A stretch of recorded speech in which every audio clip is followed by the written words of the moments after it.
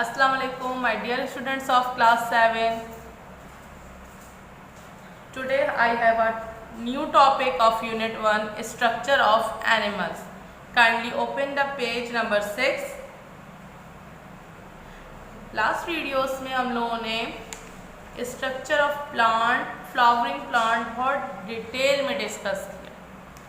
Now we have a new topic, structure of animals. The body of an animal can be divided into two distinct regions. Body animal की दो खास reason में divided होती है, एक head and second trunk. Head हमारा बहुत important part होता है, इसे डिस्कस करते हैं. हेड इज द फ्रंट और anterior part of the body. It usually contains the mouth and the sensory organs. Head हमारा सामने का हिस्सा होता है, फ्रंट पार्ट है, ऊपर वाला हिस्सा होता है बॉडी का, और इसमें माउथ होता है और सेंसरी ऑर्गन. सेंसरी ऑर्गन्स का मतलब है कि वो ऑर्गन जिनसे हम सेंस करते हैं. मीन्स कोई अभी आवाज़ आएगी, कोई साउंड आएगा, कौन सा सेंसरी ऑर्गन वर्क करेगा? एयर करेंगे हमारे. इसी तरीके से जब हम कोई चीज़ टेस्ट करते हैं तो अपनी टंग से करते हैं, यानी माउथ यूज़ हो रहा है. नंबर थर्ड, कोई चीज़ मैं देखती हूँ तो मैं किस चीज़ से रिएक्शन दूँगी? अपनी आइज़ से देखूँगी. आइज़ फ़ौरन जो है वो मैसेज देगी ब्रेन को. तो ये सेंसरी ऑर्गन कहाँ होते हैं? हमारे फेस में है, हमारे माउथ में है, और फेस का है हेड. तो ये हेड जो है वो मेजर पार्ट है बॉडी का, जिसमें इम्पॉर्टेंट ऑर्गन्स होते हैं, सेंसरी ऑर्गन्स होते हैं. Secondly, the head also contain the brain. Brain होता है जो कि तमाम बॉडी को कंट्रोल करता है और कनेक्ट करता है तमाम सेंसरी ऑर्गन से. आपने कोई चीज़ देखी, सुनी, फ़ौरन आपको समझ में आ जाता है. आप ब्लाइंड तो नहीं रहते ना कि आपने कोई चीज़ देखी है तो फ़ौरन आपके ब्रेन को मैसेज मिल जाता है मैंने ये चीज़ देखी है. तो वो आपकी सेंसरी ऑर्गन और ब्रेन क्या हुए, आपस में कनेक्ट हो गए. आपने कोई अच्छी चीज़ खाई, जायके में कोई अच्छी टेस्ट किया तो आपको फ़ौरन आपके ब्रेन को पता चल जाता है कि ये हमने बहुत अच्छी चीज़ खाई. अगर आपने उस फूड में आपके कोई स्पॉइलिंग हो, कुछ ख़राब हुआ हुआ, तो वो भी आपका ब्रेन आपको बता देता है फौरी तौर पे कि नहीं, ये चीज़ आपके लिए ठीक नहीं है. तो ये क्या हो रहा है? ब्रेन और सेंसरी ऑर्गन आपस में कनेक्ट कर रहे हैं, कंट्रोल कर रहा है ब्रेन हमारे सेंसरी ऑर्गन को. The sensory organ helps the animal detect changes in the surrounding. Sensory organ हमारे एनिमल्स को डिटेक्ट करने में मदद देते हैं. डिटेक्ट माने मालूम करने में मदद देते हैं कि उनकी सराउंडिंग्स में क्या हो रहा है, वो किस तरह अकॉर्डिंगली रिएक्शन करें. Secondly, trunk. ट्रंक जो है वो निचला हिस्सा होता है हमारी बॉडी का. Trunk is the lower and posterior part of the body which contain all the important organ and system of the body. जिसमें तमाम इम्पॉर्टेंट ऑर्गन और सिस्टम हमारी बॉडी के मौजूद होते हैं. It also includes the limb which enable the animal to move. Limbs किसे कहते हैं? हाथ और पैरों को. तो एनिमल्स के हम हैंड एंड फीट नहीं कहते, ज़्यादातर उन्हें लिम्स कहते हैं कि फ्रंट लिम्ब है, पोस्टीरियर लिम्ब, यानी कि लिम्स मूव करने में मदद देते हैं. स्केलेटन. स्केलेटन क्या है? Animal bodies are soft and elastic so they need a hard substance to support them. Skeleton means ढांचा. हमारी बॉडी या कोई भी एनिमल की बॉडी बहुत सॉफ्ट होती है, इलास्टिक होती है, उनको एक सपोर्ट की ज़रूरत होती है, हार्ड सब्सटेंस की. तो वो कौन सपोर्ट देता है? स्केलेटन. सही है, किसी भी एनिमल का ढांचा. सब सॉफ्ट बॉडी एनिमल, कुछ सॉफ्ट बॉडी एनिमल जैसा कि जेलीफिश, उनके पास हार्ड स्केलेटन नहीं है. The surrounding water supports the body. उनके इर्द गिर्द जो पानी होता है वो बॉडी को सपोर्ट करता है. क्योंकि जेलीफिश कहाँ रहती है? वाटर में रहती है. The hard material which support and give shape to the body of animal is called the skeleton. वो हार्ड मटेरियल जो सपोर्ट करता है और शेप देता है बॉडी को, क्या कहलाता है? स्केलेटन. टाइप्स ऑफ स्केलेटन पढ़ेंगे. कितने तरीके के टाइप्स होते हैं? हाइड्रोस्टैटिक स्केलेटन होता है, एक्सोस्केलेटन होता है, एंडोस्केलेटन होता है. इन तीनों को हम डिटेल में पढ़ते हैं. सब सॉफ्ट बॉडी एनिमल, कुछ नरम बॉडी वाले एनिमल जैसे कि अर्थवॉर्म है, कैटरपिलर है, इनके पास हार्ड स्केलेटन नहीं होता. Their bodies are supported by a liquid which is present in the cell and is space between them. This type of skeleton is called a hydroskeleton, hydrostatic skeleton. अब hydrostatic का मतलब क्या है? Hydro, hydro माने पानी. अब इनकी body में जो सेल्स होते हैं उनमें वाटर होता है या लिक्विड होता है, वो क्या करता है, वो सपोर्ट करता है बॉडी को स्टेबल रहने में। ठीक है, तो इस सॉफ्ट बॉडी एनिमल्स में ये वाला स्केलेटन होता है, हम इसे कहते हैं हाइड्रोस्टेटिक स्केलेटन। अब एक्सोस्केलेटन क्या है? An exoskeleton is found in most invertebrates. Invertebrates जिनकी वर्टिब्रल कॉलम नहीं होती, मीन्स जिनकी रीढ़ की हड्डी नहीं होती, उसे हम क्या कहते हैं? Invertebrates.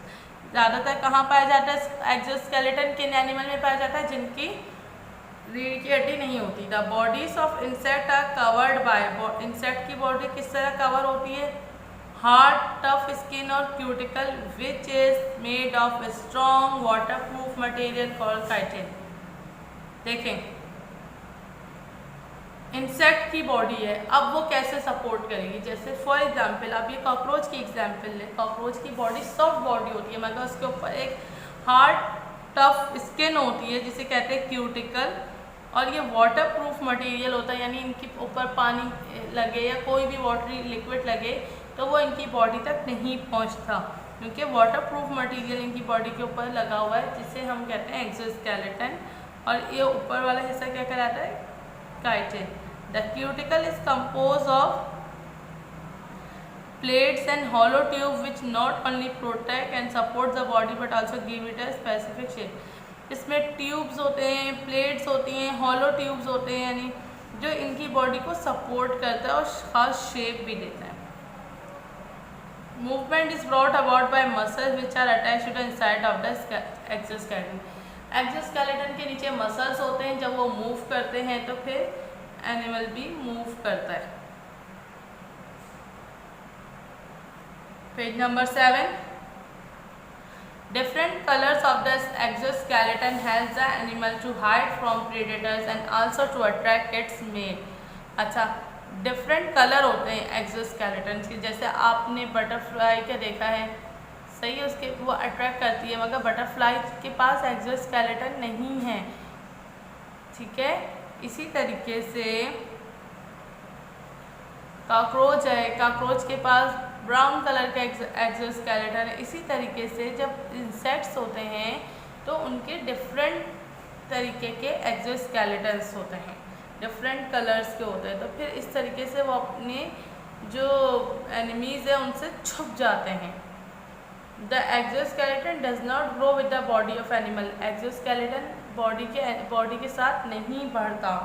So as the animal grow the cuticle is shed and a new one grow in its place. जब एनिमल बड़ा होता है तो पुराना वाला हट जाता है और न्यू वाला आ जाता है। ऐसा नहीं होता कि एक्सोस्केलेटन भी बढ़े साइज में, बल्कि वो शेड हो जाता है, ख़त्म हो जाता है, उसकी जगह एक न्यू आ जाता है। This process is called moulting. और ये प्रोसेस, ये तरीका जिस तरह न्यू वाला एक्सोस्केलेटन आ जाए, पुराने को हटा के, उसे कहते हैं हम मोल्टिंग। एंडोस्केलेटन क्या होता है? All vertebrates are supported by a hard internal skeleton called the endoskeleton। तमाम वर्टिब्रेट सपोर्ट होते हैं, अंदर एक अंदरूनी उनका हार्ड स्केलेटन होता है, कहलाते हैं एंडोस्केलेटन। वर्टिब्रेट माने वो एनिमल जिनकी बॉडी में रीढ़ की हड्डी होती है, वो क्या है? वर्टिब्रेट। अच्छा, इन तमाम वर्टिब्रेट्स में अंदर की तरफ स्केलेटन होता है। ठीक है, the endoskeleton is made of bone, हड्डियों से बना हुआ होता है, मुख्तलिफ किस्म की शेप और साइज़ की हड्डियों से स्केलेटन बना हुआ होता है। जैसे ये है, ह्यूमन बीइंग है हम, ये रैबिट है, रैबिट का भी पूरा ये स्केलेटन है, ये इंसानों का स्केलेटन है। तो ये अंदर है, बॉडी के अंदर है। और देखें, कोई बोन बड़ी है, ये बोन बड़ी है, ये बोन बड़ी है, ये वाली बोन्स छोटी हैं, ये नेक की छोटी है, फीट की छोटी है। तो कोई बड़ी बोन होगी, कोई छोटी बोन होगी, शेप्स अलग होंगे, साइज़ अलग होगा। अच्छा, ये वाला जो स्केलेटन है ये बॉडी की ग्रोथ के साथ भी बढ़ता है। जैसे एक चाइल्ड का स्केलेटन होगा, बच्चे का स्केलेटन है तो छोटा ही होगा, जैसे जैसे बच्चा बढ़ता जाएगा तो स्केलेटन का साइज़ भी बढ़ता जाएगा। और वो इसी तरीके से कोई रैबिट है, रैबिट स्मॉल रैबिट है, बेबी रैबिट है, तो उसका स्केलेटन भी स्मॉल होगा, और अगर वो ग्रो होगा तो स्केलेटन भी साथ में ग्रो होता है। It protect the internal organ की हिफाजत करता है और उनको मूवमेंट में भी मदद देता है बॉडी की। The long bone produce red and white blood cell, और जो बड़ी हड्डियाँ होती हैं हमारे जिस्म में वो रेड और वाइट सेल्स भी बनाती हैं। समझ में आया है? एंडोस्केलेटन आप लोगों के कि बॉडी के अंदर होता है, बहुत डिफरेंट साइज़ की जो है शेप और साइज़ की बोन्स होती हैं इसमें। ये हमारी बॉडी को शेप भी करता है, प्रोटेक्ट भी करता है। जैसे आपकी पसलियाँ, अब आपकी पसलियाँ किस चीज़ को आपकी प्रोटेक्ट कर रही हैं? अगर आपको कोई चोट लगती है पेट में तो हल्की सी आपकी पसली में लगती है, आपकी हड्डी में लगती है, अंदर जाके आपके हार्ट में नहीं लगती, आपके लंग्स में नहीं होती। तो लंग्स और हार्ट जो है वो प्रोटेक्ट हुए हुए, वो अंदर की तरफ बचे हुए। कोई भी चीज़ आपको हर्ट करती है तो वो फ़ौरन आपको तकलीफ़ नहीं होती इंटरनल ऑर्गन्स में, बल्कि एक्सोस्केलेटन यानी जैसे हमारे जो बाहर की वो है, पहले एंडोस्केलेटन यानी इस पे लगती है, हमें स्केलेटन पे लगती है, फिर हमारे इनर ऑर्गन्स इससे सेफ हो जाते हैं। जैसे हमारा हार्ट, हमारे लंग्स, हमारी किडनीज, ये सेफ रहते हैं। बोन्स, हड्डियाँ, bones are made of living cells, cell से बनी हुई होती हैं। मिनरल सब्सटेंसेस से बने हुए जैसे carbonate and phosphates of calcium and magnesium. Mineral substances होते हैं कैल्शियम, मैग्नीशियम, कार्बोनेट्स, इनसे हमारी बोन्स बनी हुई है और लिविंग सेल्स से बनी। दे कैन बेयर वेट, वो वज़न बर्दाश्त कर सकती हैं हड्डियाँ। एंड एब्जॉर्ब प्रेशर भी बर्दाश्त कर सकती हैं। दे आर लाइट, हल्की होती है वज़न में मगर सख्त होती हैं। ऐसा नहीं होता कि बहुत जल्दी टूट जाए। That is they do not break easily, वज़न में लाइट होती है मगर एक रिजिड शेप में होती है ताकि ये आराम से टूटे ना। General plan of the skeleton, skeleton का प्लान देखते हैं हम। The skeleton of mammals can be divided into two parts. Axial skeleton from the main axis of the body, the skull, the vertebral column and the rib cage from the axial skeleton. Axial skeleton क्या होता है? Main body parts बनाता है, जैसे school, खोपड़ी आपकी, backbone, रीढ़ की हड्डी, रिब केज क्या है? ये पसलियाँ, ये रिब केज।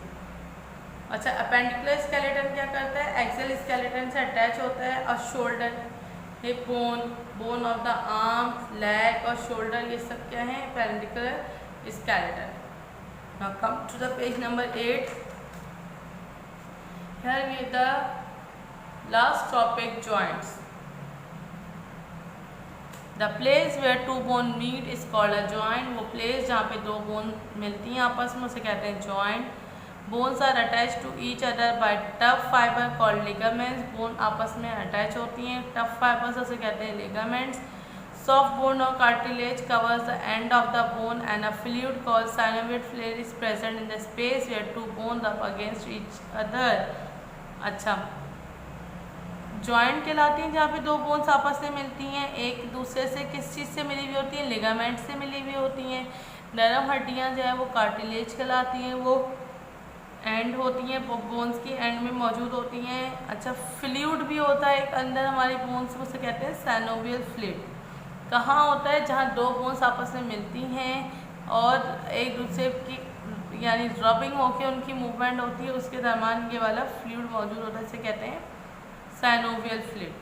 अच्छा, मसल्स बोन से अटैच होते हैं, strong non elastic fibre called tendon. अब मसल्स हैं, ये आपकी बोन है, जैसे इसके ऊपर मसल्स अटैच है, गोश्त अटैच है, तो किससे अटैच होता है? वो कहलाता है टेंडन्स। ये पिक्चर देखें आप। अच्छा, टाइप्स ऑफ जॉइंट बता रहे हैं। Some of the important joints that keep the bones together. कुछ इंपॉर्टेंट जॉइंट्स होते हैं जो बोन्स को आपस में मिला के रखते हैं, जैसे बॉल एंड सॉकेट जॉइंट कहाँ पे होता है? शोल्डर में होता है और हिप में होता है। हिंग जॉइंट का होता है? एल्बो में होता है और नी में होता है। स्लाइडिंग जॉइंट का है? Wrist and ankle joint. जैसे रिस्ट, ये हमारी कलाई है, सही है, तो ये कलाई की ये वाली हड्डी क्या कहलाएगी? Sliding joint. एल्बो हमारी कोहनी में और घुटने में जो जॉइंट होता है उसे हम कहते हैं हिंग joint. Fix joint, bones of the skull. Fix joint का मतलब है स्कल का जो बोन्स हैं, ये जैसे ये नहीं हिल सकती जो बोन्स, उसे हम कहते हैं fix joint. Pivot joint, the first two vertebra of the backbone. Backbone है, इसके ऊपर के जो दो जॉइंट होंगे वो क्या कहलाएंगे? Pivot joint. Here we complete chapter number 1, unit number 1. In the next video, I will discuss some working of it.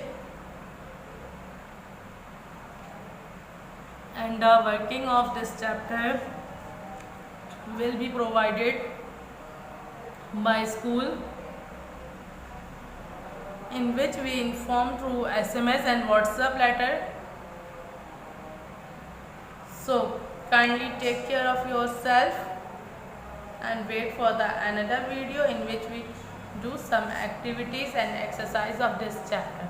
Till then, take a very good care of yourself. Allah Hafiz.